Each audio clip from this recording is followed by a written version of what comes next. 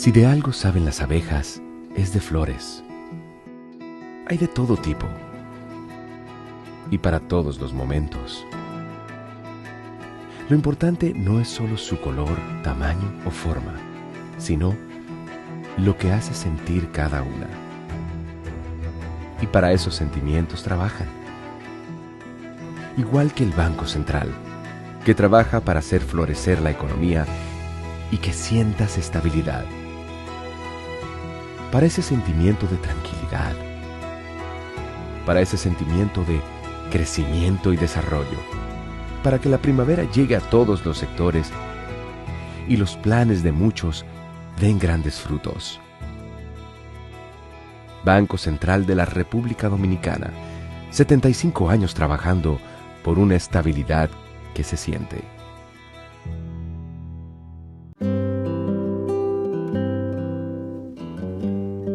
Hoy sé que no pido ni un rayo de sol para verte. No las tengo todas conmigo. Me deslumbras, me hipnotizas. De repente renaces despierto. No pido nada. Hoy sé que te quiero. Donde sea que haya un dominicano, ahí estaremos con él, porque somos Banreservas, el banco de todos los dominicanos.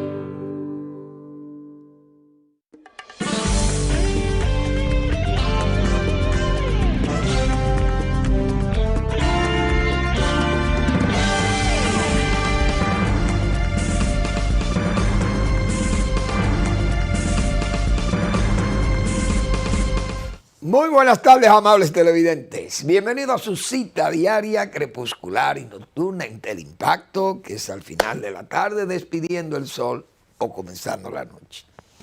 Ponga su caridad en buenas manos. Apoye el Patronato de Lucha contra el Cáncer de Villa González Incorporado, 809-443-8010. También al Hogar Escuela Santo Domingo Sabe.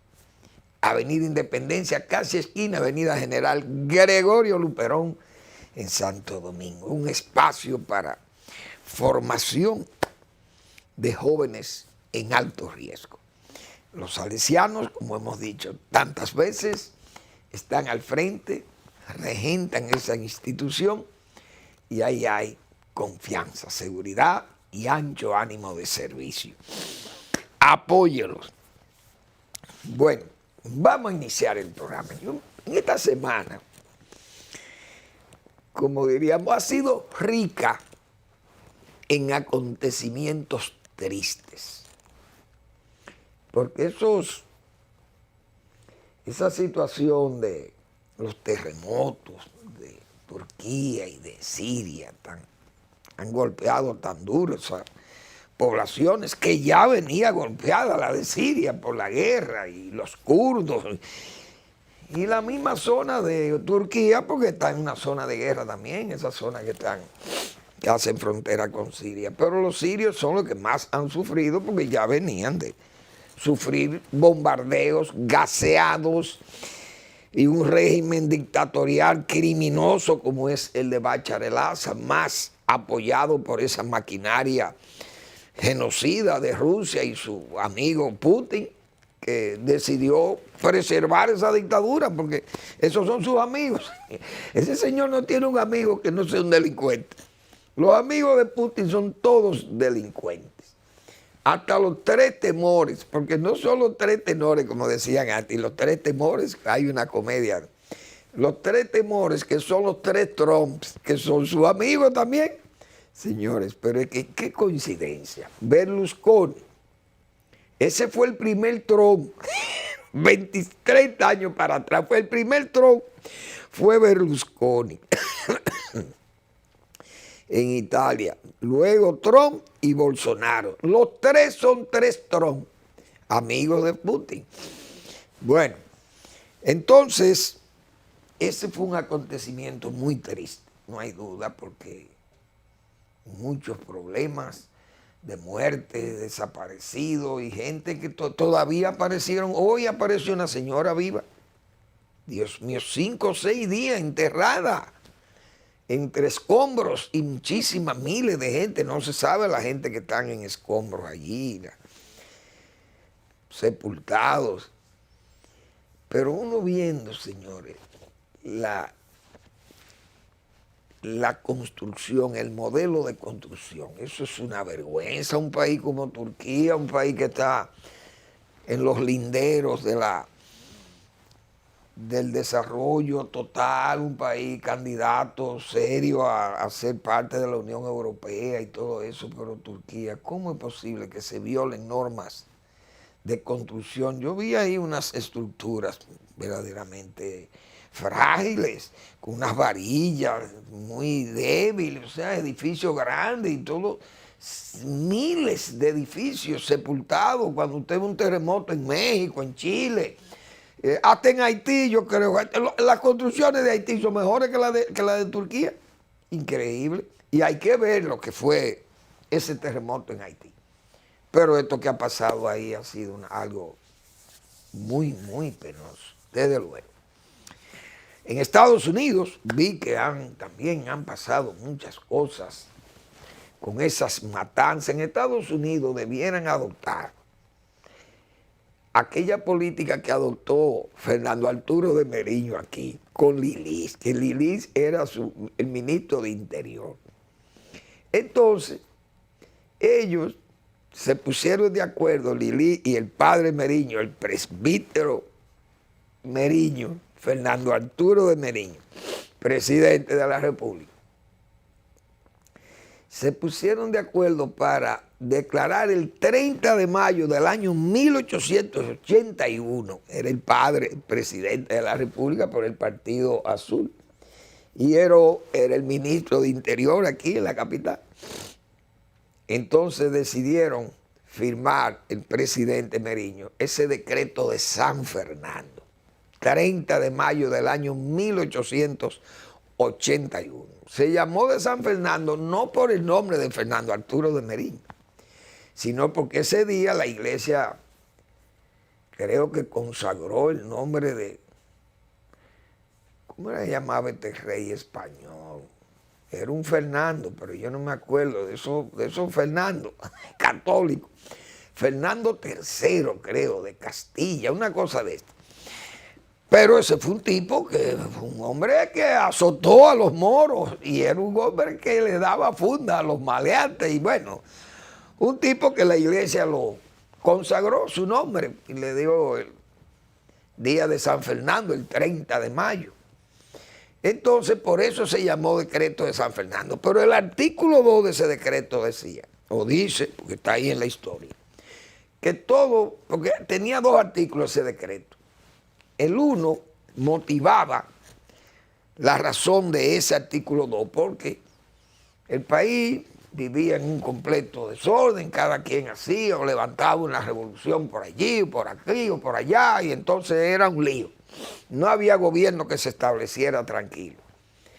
Y el artículo 2 de ese decreto de San Fernando, que decía que toda persona que fuera sorprendida con un arma en la mano, con actitud belicosa o conspirativa, sería pasado por las armas, juzgado a pena de muerte. Y entonces Lili comenzó a aplicar ese decreto de San Fernando y recogió las armas, porque hubo unos levantamientos y se daban indultos, concesiones, qué sé yo, salvoconductos, no sé, y el presidente Meriño, pues, en algunos casos le salvó la vida a algunos. Pero Lili ejecutó y puso el orden. En Estados Unidos yo creo que van a tener que hacer lo mismo. Toda persona que sea detenida, porque ellos venden las armas, se las venden a cualquier A cualquier degenerado le venden un arma en Estados Unidos. Anda con un arma de asalto, peor todavía. Entonces ese país es dura, su ley es dura, porque una persona lo someten y le meten cárceles y usted saque ese fusil. Ahora, que una persona que sea sorprendida con un arma, sea latino, negro, sea asiático, sea norteamericano, blanco, negro, como fuere, usted tiene que aplicar ese decreto de San Fernando en Estados Unidos para que se respete eso y la gente deje de estar matando infelices, gente sana, muchachos, niños en las escuelas y por donde quiera. Si es un menor de edad, es muy feo tener que fusilar a un menor, no hay duda. Y eso en una vida cristiana como la de hoy, eso no es fácil. Los musulmanes, ellos no tienen que ver, eso se ahorcan y matan y hacen de todo.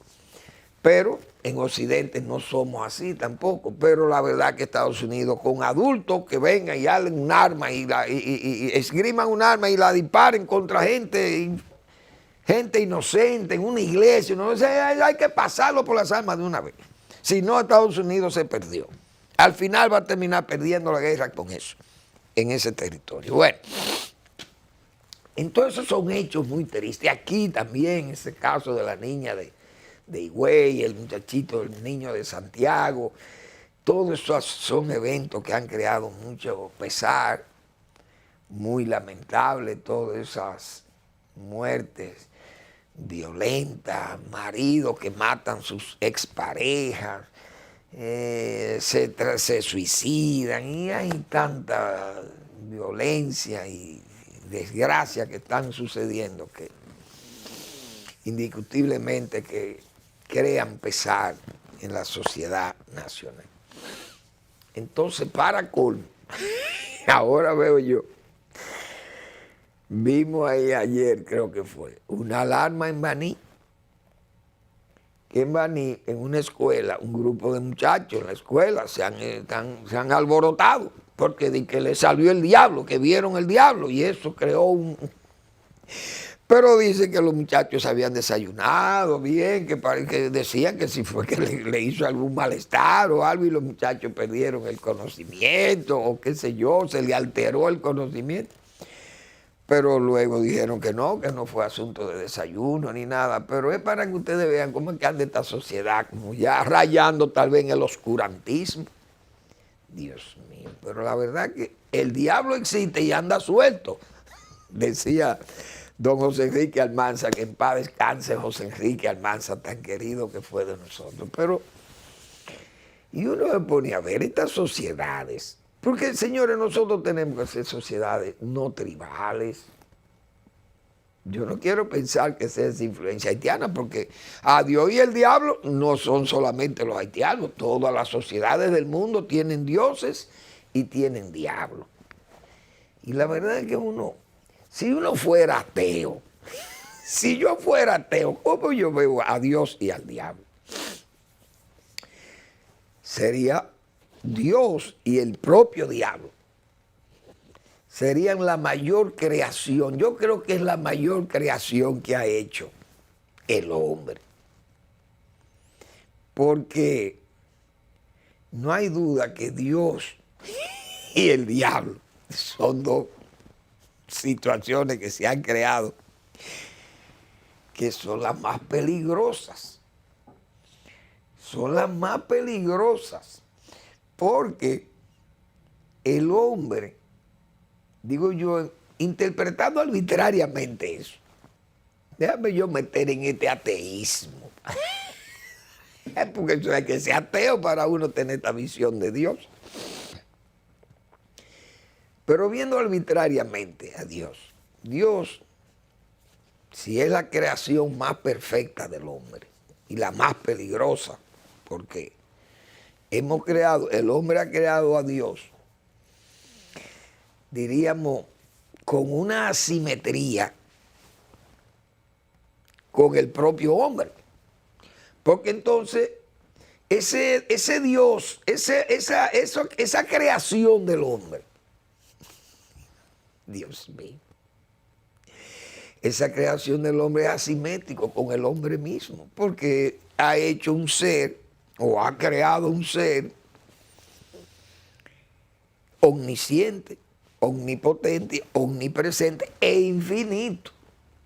Y el hombre no llega hasta ahí. Quiere decir que esa creación del hombre, de crear a ese Dios como un hombre, ha sido una de las situaciones más peligrosas que se ha creado el hombre, a Dios y el diablo, digo yo. Pero eso es una visión atea y blasfema, tal vez de mi parte, poner a Dios en esa situación que la ve desde el punto de vista ateo. Es una creación del hombre, una creación perfecta, desde luego, porque es tan perfecta que fue hecha como el hombre mismo. Y el hombre le teme. Qué cosa, Dios mío, ¿para qué yo me meto en estos temas? Pero hay diablos que andan sueltos como este de Nicaragua.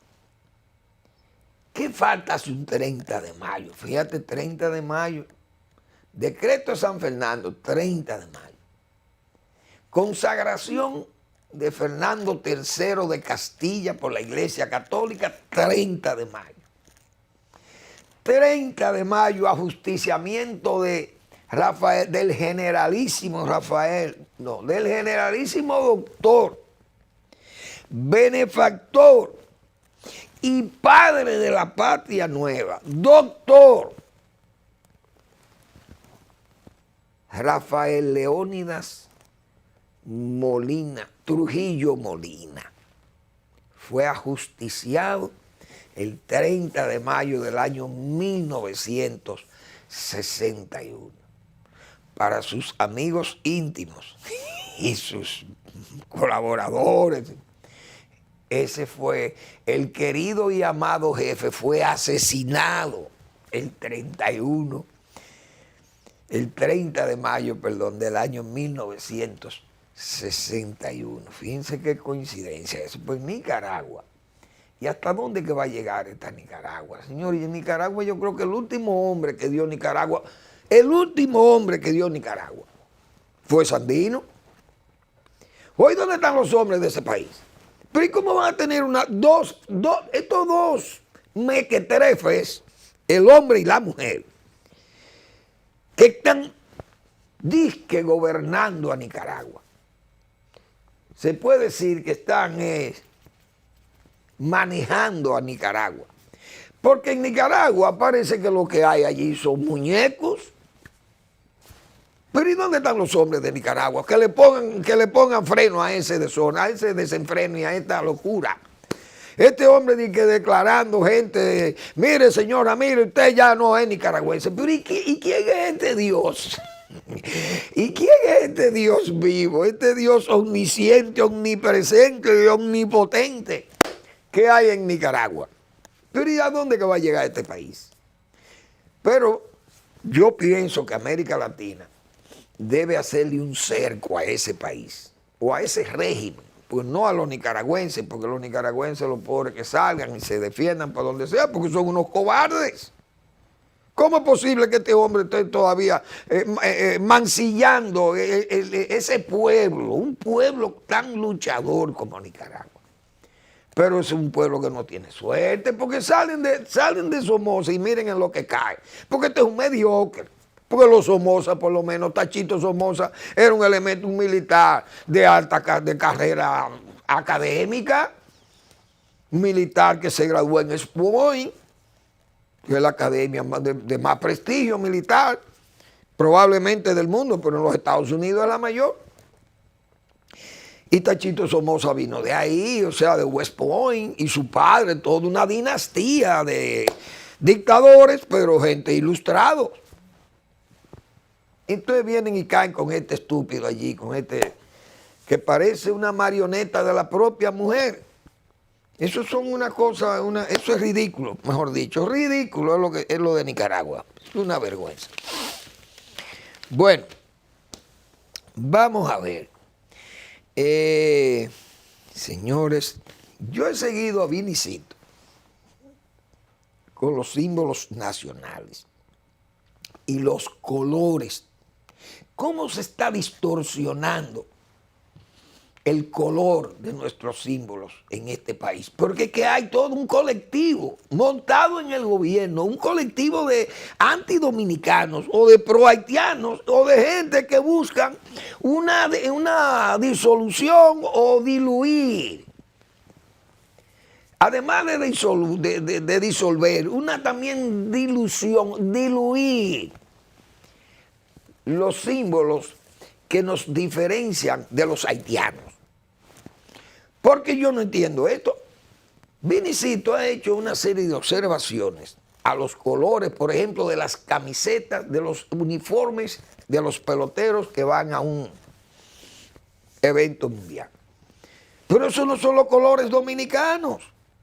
Asimismo, el Ministerio de Cultura, que está minado de prohaitianos y de antidominicanos, porque todo ese colectivo que está inserto en el gobierno de Luis Abinader, ahora promueven unos trajes de bailes típicos con los colores de la bandera haitiana.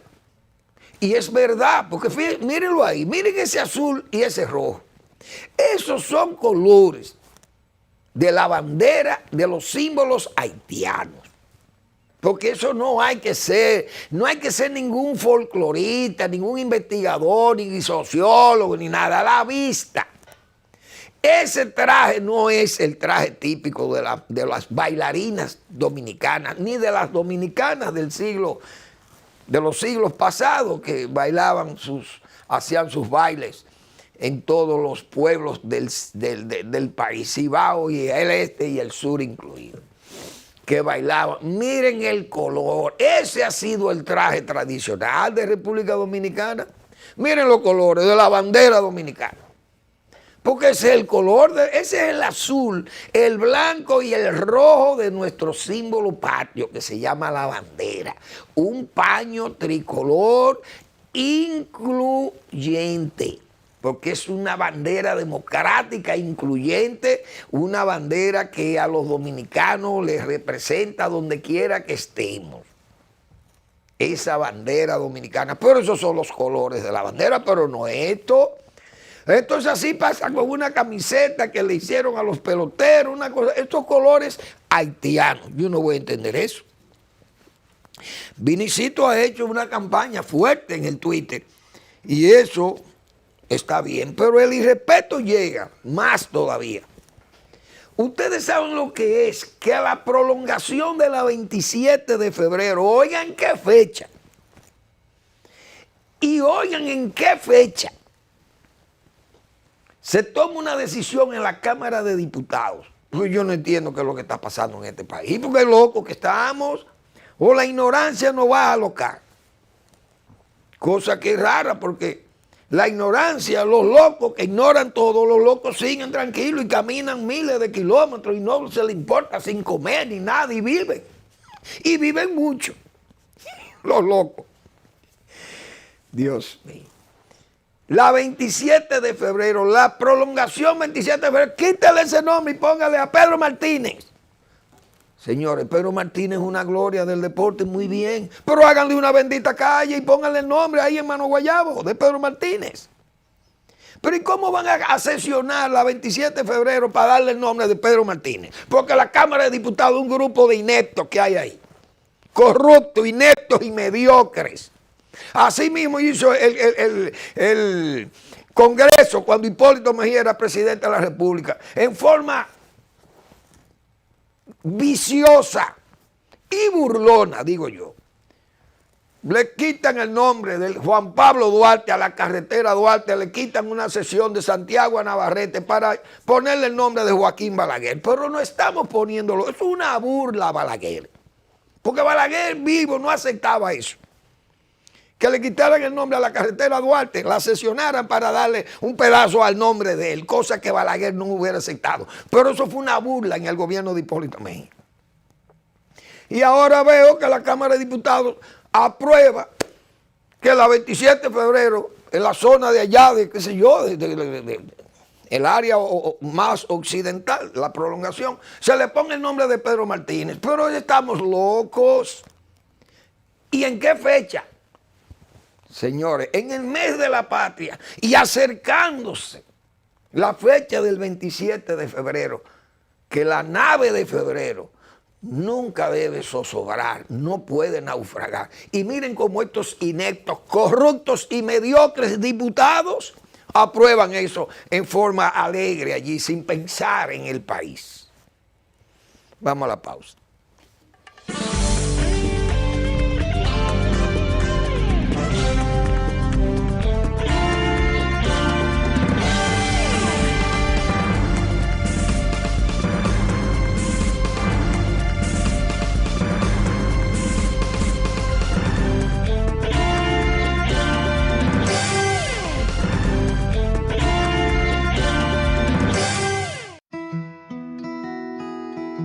Si de algo saben las abejas, es de flores. Hay de todo tipo y para todos los momentos. Lo importante no es solo su color, tamaño o forma, sino lo que hace sentir cada una. Y para esos sentimientos trabajan. Igual que el Banco Central, que trabaja para hacer florecer la economía y que sientas estabilidad. Para ese sentimiento de tranquilidad, para ese sentimiento de crecimiento y desarrollo, para que la primavera llegue a todos los sectores y los planes de muchos den grandes frutos. Banco Central de la República Dominicana, 75 años trabajando por una estabilidad que se siente.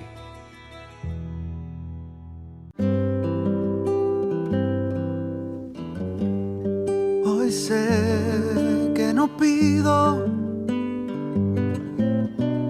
ni un rayo de sol para verte. No las tengo todas conmigo. Me deslumbras, me hipnotizas. De repente renaces despierto, no pido nada. Hoy sé que te quiero. Donde sea que haya un dominicano, ahí estaremos con él, porque somos Banreservas, el banco de todos los dominicanos.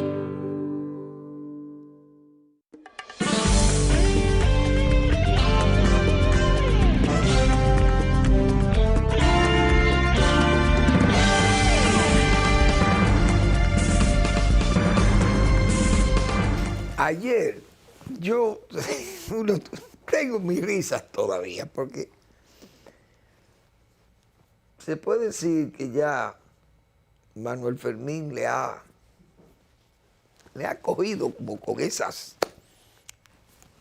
vamos a llamarle críticas, porque es verdad, son críticas que yo hago a ese gobierno coloquial del presidente Abinader, porque pienso que los gobiernos tienen que ejercerse en el palacio y que el presidente debe salir y que debe salir a hacer sus actos de presencia en hechos relevantes.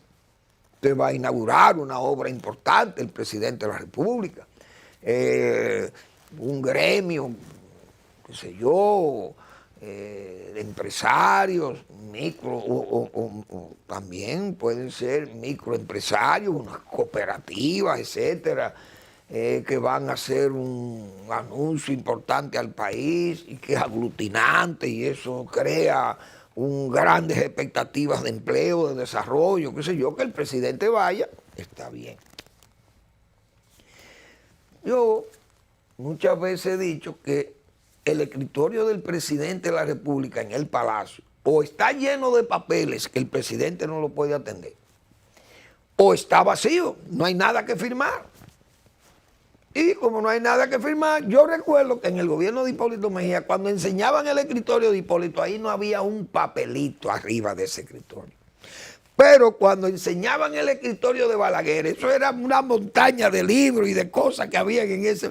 Señores, Balaguer, que tenía dificultades ya con la vista, que no veía, pero había que leerle todos esos documentos y tenía ahí sus escribanos y sus lectores para tener sus ideas claras de las cosas de Estado que se despachaban ahí. Pero ese escritorio de Balaguer siempre, y muchísimos libros, porque el hombre leía. Yo recuerdo que a Hipólito una vez, Nuria Piera, en ese mes de encanto, que era el primer mes del gobierno de Hipólito Mejía, iban en un autobús, un microbús pequeño, iban para Juan Dolio, creo. Y ella iba en el autobús,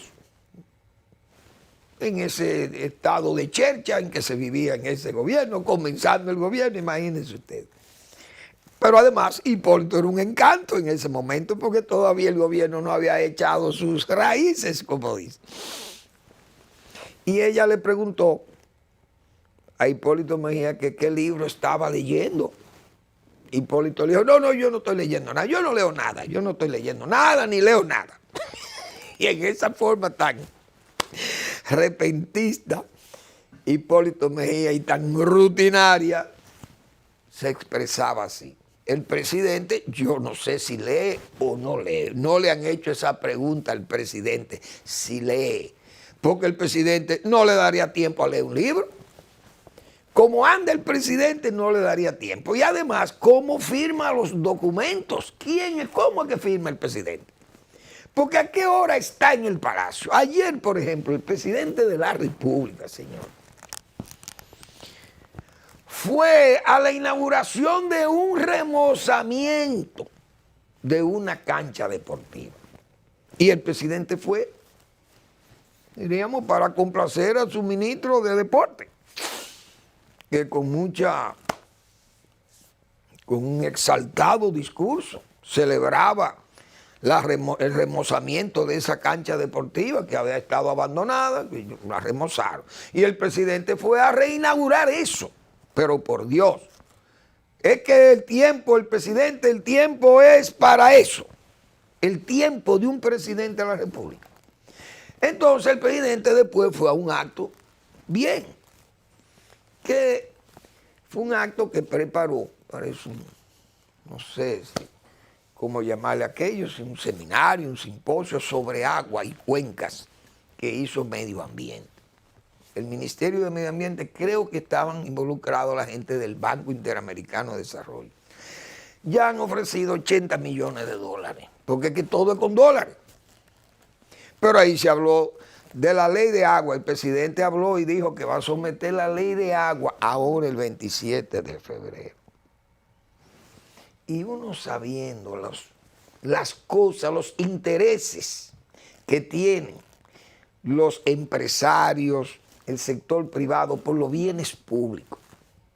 Y el presidente es un enamorado del sector privado vía las APP, Alianza Público-Privada. Ya se anunció, el ministro de Medio Ambiente anuncia que requieren la participación del sector privado para desarrollar las labores que se van a tener que tomar para preservar el agua, que es la vitalidad del pueblo, está en el agua. Por eso yo he hablado tanto de minerales y de agua. Prefiero el agua. Y no la explotación minera, que necesita de mucha agua y además daña mucha agua. Viene esa dos. Yo soy partidario de las siembras, como yo he dicho aquí y he mostrado. Ahora, ¿qué se anuncia ahí? Bueno, que se van a corregir los daños de las cuencas bajas y las cuencas altas, y el presidente anunció que se va a trabajar en las cuencas, anunció que se va a rescatar el Yaque del Norte, que se va a rescatar el Osama y el Isabela, Y eso es ofertas y ofertas, promesas y promesas. Y eso cuesta 8.000 millones de dólares según ese plan a largo plazo. Él había ofrecido 80 millones de dólares para el asunto de las cuencas. Pero fíjense que ya eso se está hablando del sector privado. Y aquí hay un sector privado muy activo, que incluso hay que ver, la familia Vicini, por ejemplo, tiene Agua Planeta Azul. Ya eso es agua, ya están metidos en el agua. Hay otra familia, creo que la familia Bonetti también maneja el agua de Cristal. Bien, son negocios lícitos, pero son negocios que están amparados en el agua pública, en el agua que es un bien público. Esa ley hay que ver por dónde vienen esas cosas, porque el agua es vida, pero el agua es un bien público, eso es parte del bien común y eso hay que tener mucho cuidado con esas aguas públicas, las aguas de riego, las aguas industriales, las aguas de acueductos. Y entonces usted oye estos gobiernos y estos funcionarios hablando de cosas, pero nada más es hablar, eso es discurso. Ustedes verán lo difícil que va a ser esa ley de agua. O se mete la ley de agua, pero se pone el plan de arreglar cuencas y ríos, pero para justificar la ley de agua, para que se beneficie a alguien o algunos sectores especiales que deben andar detrás de esa ley de agua. Pero incluyen, la adornan con las cuencas, salvar los ríos y bueno, y adornan. Todo eso es un adorno. Y aquí cuando hemos hablado de agua, aquí hubo un hombre en este país, hubo un presidente que no necesitó ni del sector privado ni nada, sino de la decisión, firmísima decisión de Estado, Balaguer, de decir, no, yo voy a preservar el agua. Y no tuvo que andar ni con el BID, ni tuvo que andar con ninguno de todas estas teorías, ni con todos estos aspavientos, ni toda esta parafernalia, ni todos estos adornos, ni discursos. Simple y llanamente con un decreto contundente. El decreto 200, no me acuerdo, _67. En 1967, Joaquín Balaguer emitió ese decreto, que no me acuerdo, el 200, no sé, no recuerdo. ¿Qué decreto? Si yo lo tenía anotado, no lo anoté. Bien, eso no tiene importancia. Ese decreto cerró los aserraderos que tenían los bosques, lo llevaban, como se dice, era despoblar el bosque totalmente. Y Joaquín Balaguer repobló la masa boscosa de este país mediante la aplicación enérgica con la guardia, una guardia que respetaba a Balaguer. Y eso salvó la masa boscosa de este país, que llegó a estar en un 12% y hoy está muy recuperada. Gracias a ese decreto del 67, pero se tomó esa decisión. Pero además de esa decisión se tomó la dominicanista decisión, yo diría, de construir todos esos lagos artificiales que son las presas que construyó ese caballero sin deuda. Y ahí están como testigo de lo que es preservar el agua de este país, sin apaviento y sin estar hablando y sin discursos, sin adornos y sin toda esa pomposidad vacía que dan esos discursos y todos estos seminarios. Balaguer no necesitó de ningún seminario para eso. Y comenzó a rescatar el río Sama cuando hizo la avenida del puerto. Y ya tenía trazada y marcada todas las casas que iba a derribar ahí en la Ciénaga para continuar con esa avenida del puerto, todo ese litoral ahí. Y los gobiernos que le sucedieron decidieron arreglar a la gente en el propio barrio. Vamos a arreglarle la casita, la calle, se quedaron ahí. Ahora están terminando la avenida ahí. Entonces, yo creo que aquí debemos trabajar haciendo las cosas ya y no con todos estos adornos y discursos muy encendidos y promesas que no se van a cumplir. Vamos a la pausa.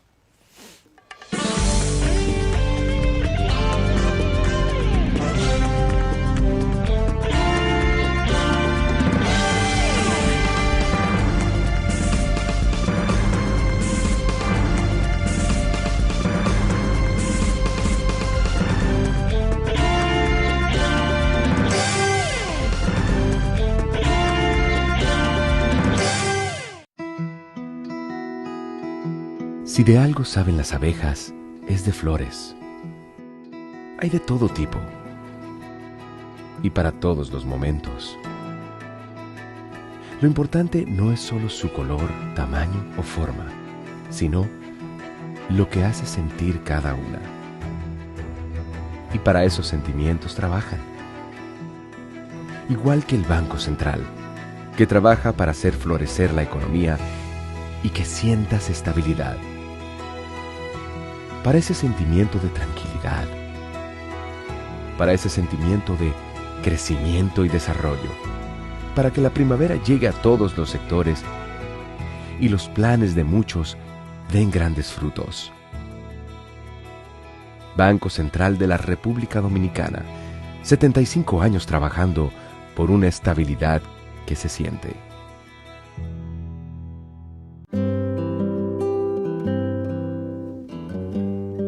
Hoy sé que no pido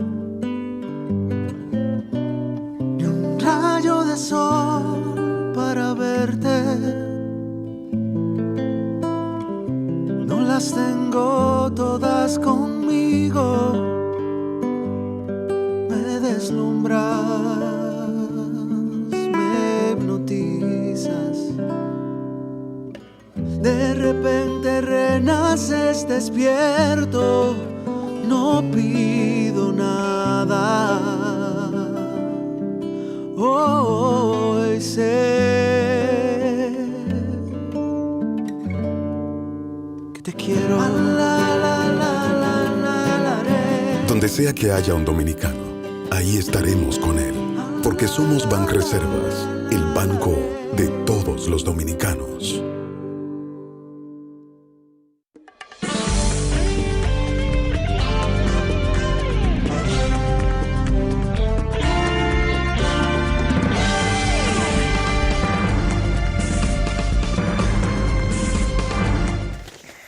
La Cuenca de los Ríos propone alianza público-privada. Cuencas de los ríos juegan un rol vital en el agua, dice Seara Hatton, un hombre que habló tantas pamplinas, tantas pleplas,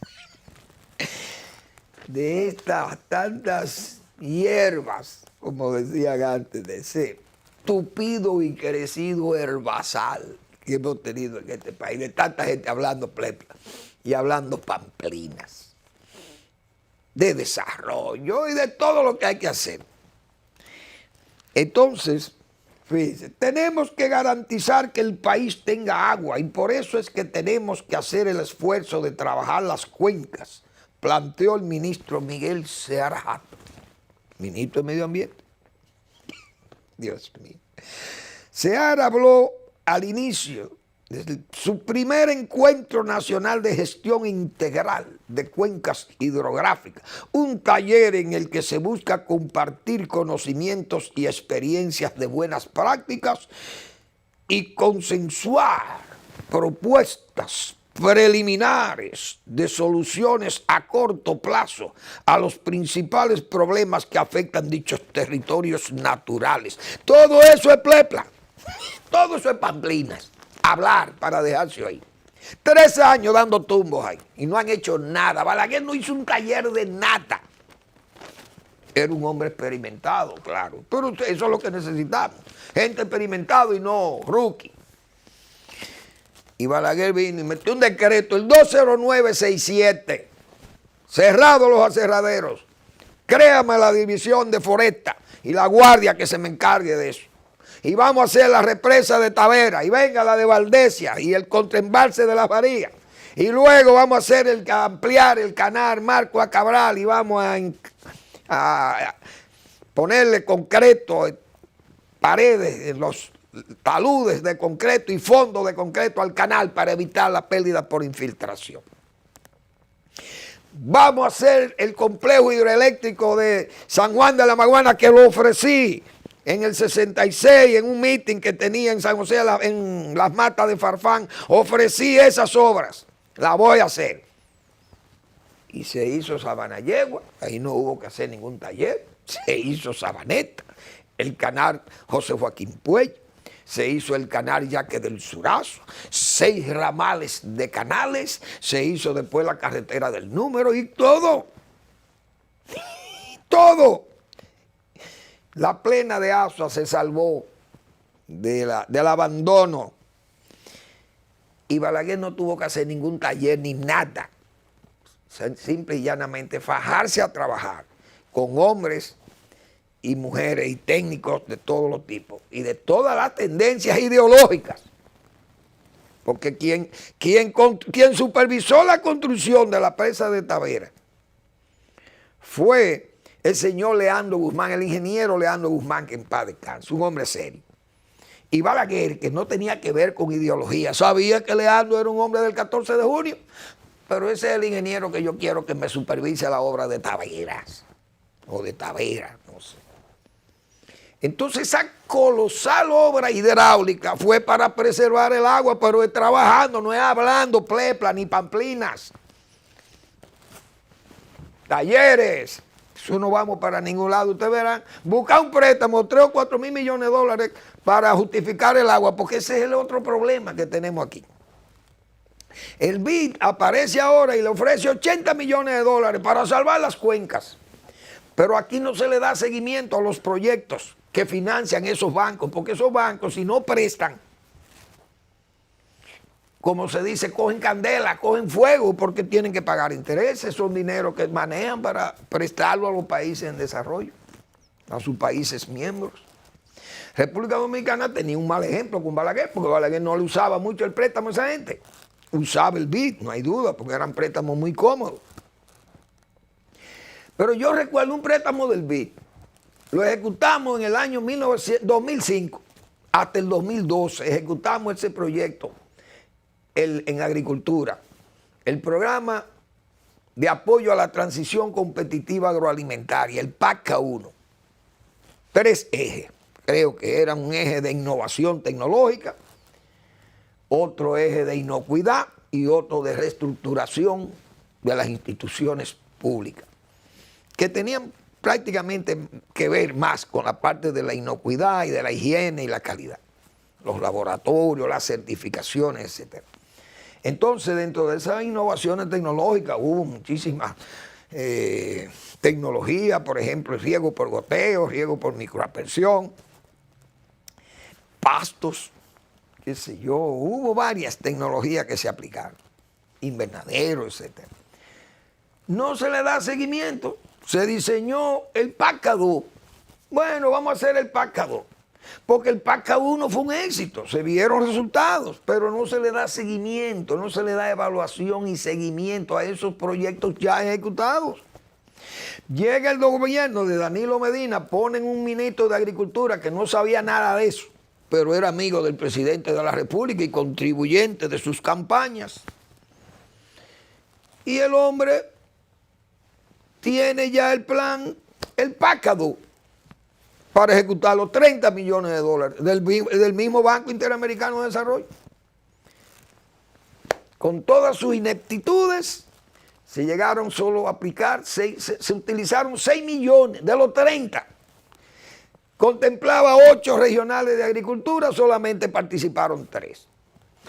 Eran beneficiarios de ese préstamo y de ese plan 9,000 productores, solo se beneficiaron 1.500 o menos de 2,000. Es decir, no se trabaja. Entonces el préstamo sí se gastó, y se gastó 61 en el primero, Y 6 y pico, casi 70 millones de dólares que estamos pagando, de la costilla, como dicen los dominicanos, pagando esa deuda, y busquen el resultado de esas inversiones. Porque no se le da seguimiento, no se le da continuación a esos proyectos, por lo menos para evaluarlo y ver cuáles los resultados, cómo eso impactó, por ejemplo, la productividad, la producción, la competitividad, la calidad, las buenas prácticas, ¿en qué impactó? ¿Quién sigue eso? Nadie, se pierde el dinero.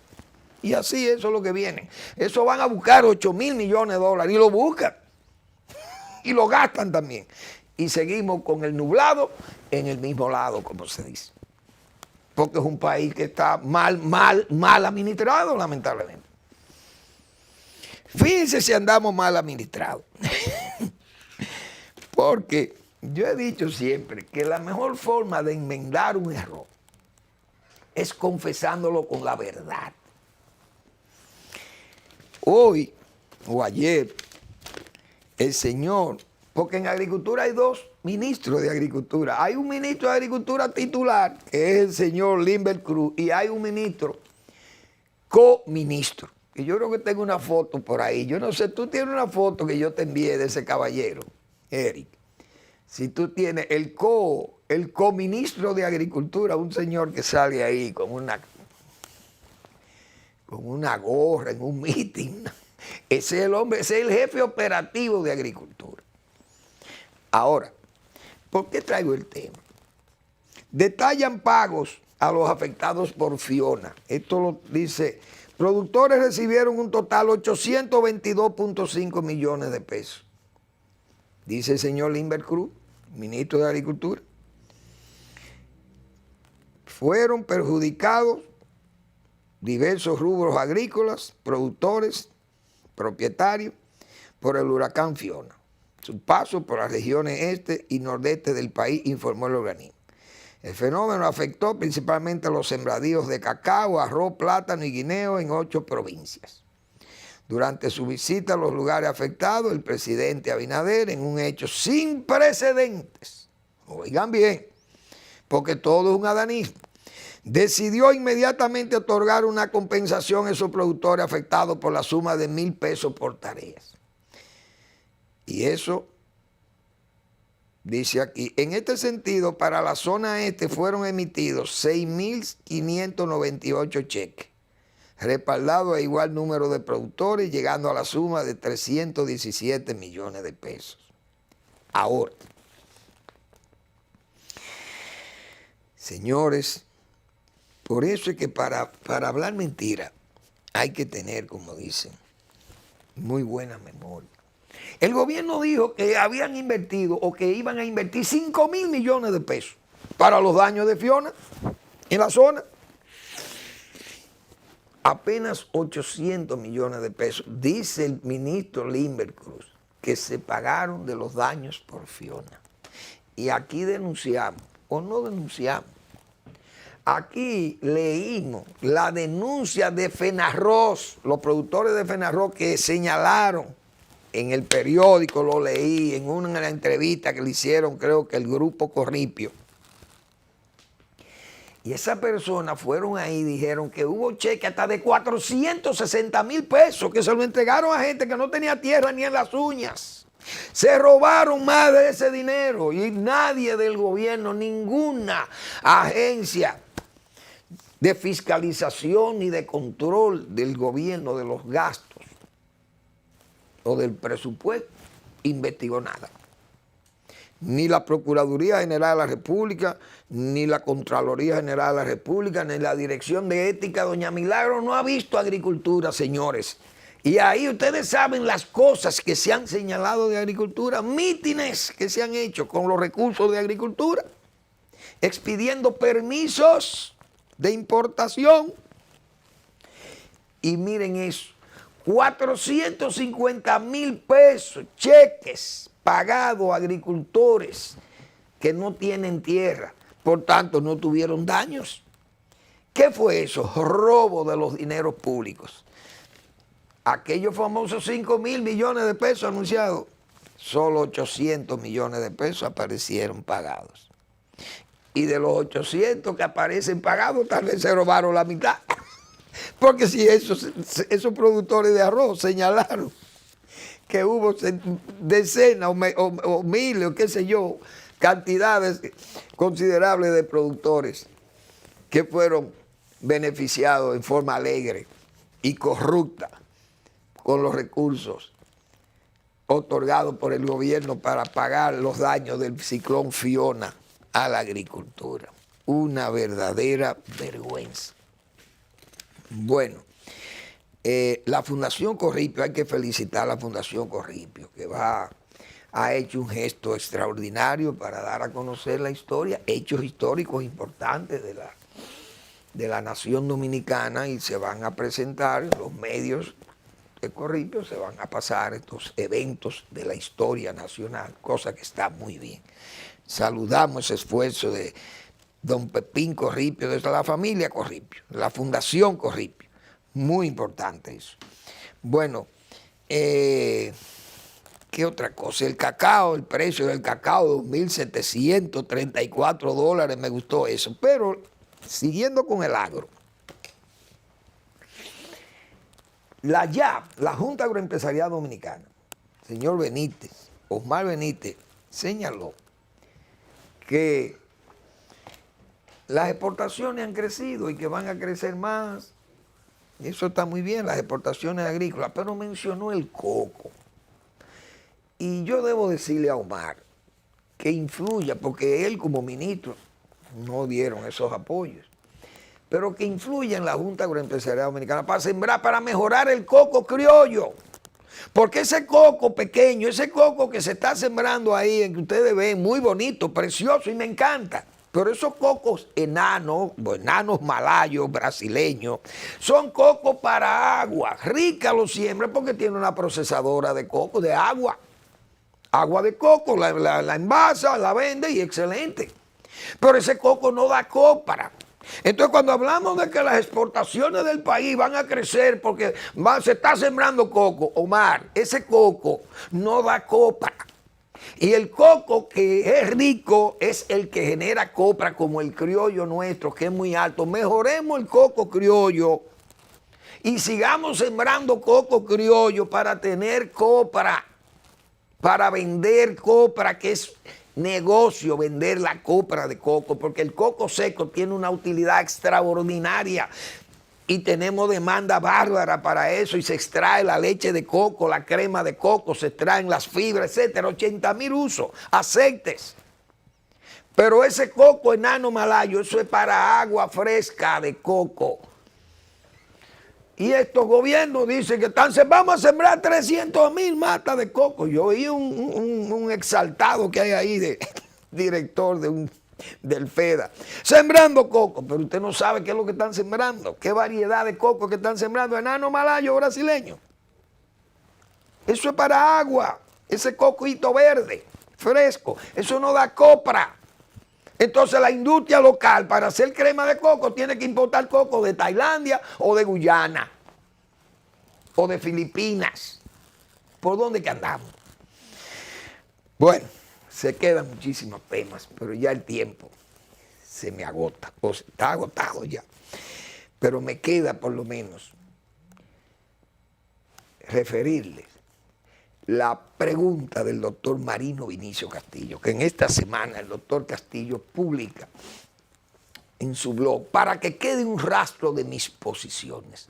Leer a Marino Vinicio Castillo y escucharle el domingo en la respuesta es deber de todo dominicano interesado en conocer la verdadera realidad que vive la nación y a los peligros que está expuesto con todo este colectivo de gente que le importa demoler el Estado por estar en el Estado. Gracias por su atención. Nos vemos el lunes, en otra entrega de Al Final de la Tarde, Despidiendo el Sol o Comenzando la Noche.